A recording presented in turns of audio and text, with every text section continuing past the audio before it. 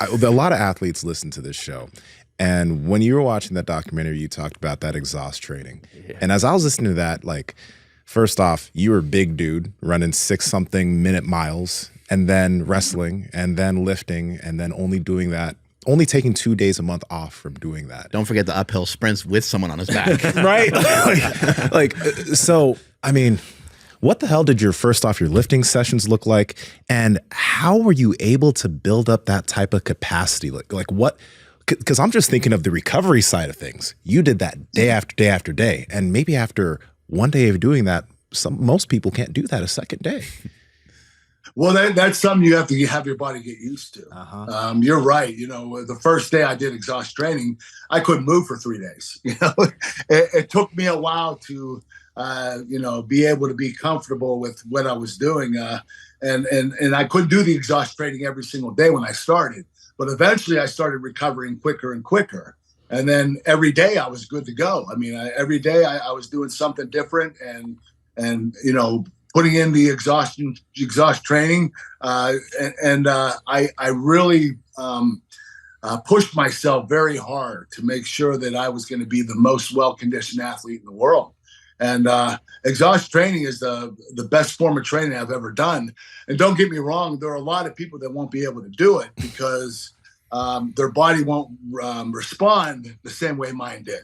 It's really tough to do. I mean, when you talk about training till you're exhausted, and then that's when the training actually begins, it's a form of torture. You're torturing yourself. Yeah. And I did that quite a bit. And, I was able to recover every day, which is really surprising. But I trained myself to be able to do that. How did you come up with it? Did you come up with it? Did a coach? How did you? I in 1995, I was on the world team. I was #1 guy on the USA team. And we had our wrestling camp for the world championships. It was out in Iowa. And Dan Gable was the world team coach. And Dan Gable was the one that taught me exhaust training. Listen, the training I did wasn't even close to what Dan Gable was doing to his athletes. Okay, he's the master of exhaust training. That's where I learned it. But, I remember going there, and I'll give you an example. Like our day off was we would go in, we would do an hour worth of calisthenics conditioning where we were pushing ourselves and sprinting and doing airdyne sprints and everything like that, doing uphill sprints, running around the track. Then we would go into the wrestling room, and he said, okay, this is going to be one match. And a match is 3 minutes, 2 minutes, 2 minutes, 3 periods.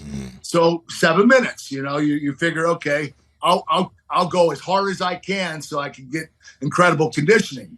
So I start wrestling. I'm wrestling as hard as I can. And 20 minutes goes by and I'm like, what's going on? And my partner's like, just keep wrestling. So I'm wrestling. We get to 30 minutes and the bell ring, or the Dan Gable blows the whistle. And someone says to Gable, hey, I thought this was one match. He goes, yeah, it's not 3-2-2. It's 30-20-20. Oh. So we had to wrestle for 50 minutes straight. Dude. And, I put everything I had into those first 30 minutes and I didn't have anything left. And I had to continue on for another 40 minutes. It was ridiculous. But we would do three a days, and it was there would be 10 hours of training. There was strength training, plyometrics, conditioning, and live wrestling.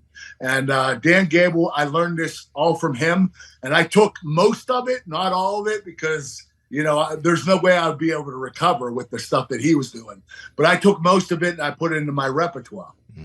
What did your nutrition and food look like at that point?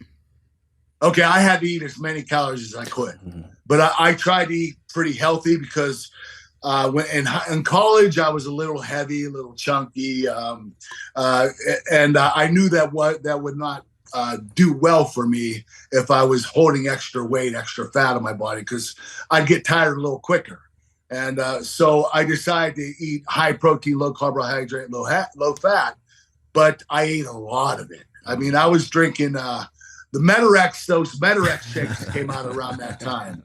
And, they're 38 grams of protein, I think 25 carbs, like 4 grams of fat.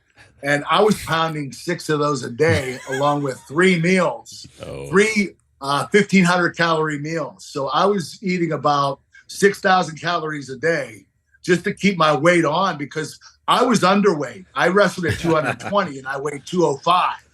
So I had to keep my weight up. I could have dropped to the lower weight class, 198, but there was no reason for me to. I was winning at 220. So I decided I'll just keep my weight on and keep going. And you know what? When you diet or you cut weight in wrestling, it takes the fun out of it.